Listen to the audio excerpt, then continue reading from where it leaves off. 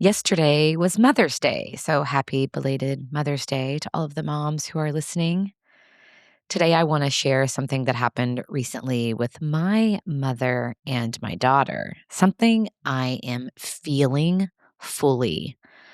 My friend Carol is writing a book, a powerful book about the patterns women have been living inside for centuries, the inherited expectations, the invisible labor, the quiet question that seems to follow women across every generation.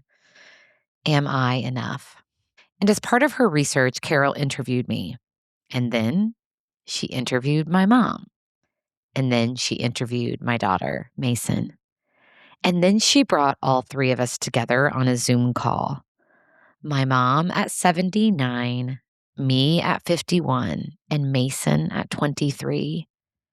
Three generations of women in the same conversation talking about our experiences as a woman. And I cannot fully describe what it was like to sit in that moment, listening to these two women, the two most important women in my life.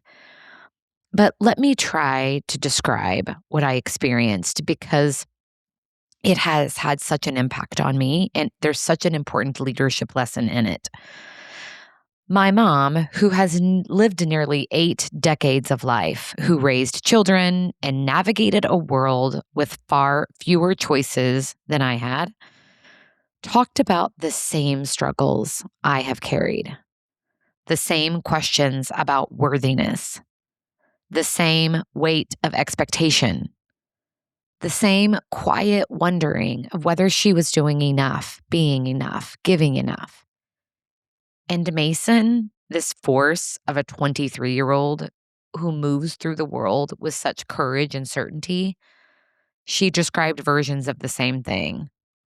79, 51, 23, the same thread running through all of us. And something became visible to me in that conversation that I had never quite seen before. These patterns, the ones that live in our relationships and our leadership and our bodies, they don't start with us. They were handed to us by our mothers and their mothers before them. Women who were doing the very best they could inside their systems and their expectations that were never fully designed with them in mind. So here is the leadership lesson in that. You are not just who you are. You are also what you inherited.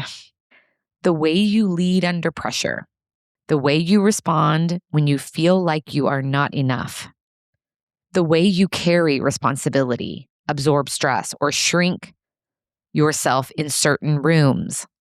Some of that is yours, and some of that was handed to you long before you had any say in the matter. And it's not an excuse. It's actually a beautiful invitation. It's an invitation to get curious about what you have inherited and to make a conscious choice about what you pass forward.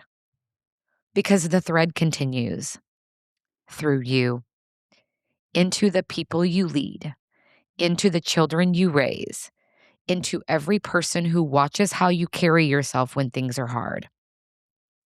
What gets handed forward is up to you. So here are a few questions to sit with today, and take your time with these because they are worth it. When you think about the people who raised you, what patterns do you notice and how they carried responsibility, stress, or pressure? And do you see any of those patterns in yourself? Was there a moment when you realized that some of what you were carrying might not be actually yours alone? And what is one thing, just one, that you want to consciously tweak about what gets passed forward from you? The thread connects all of us.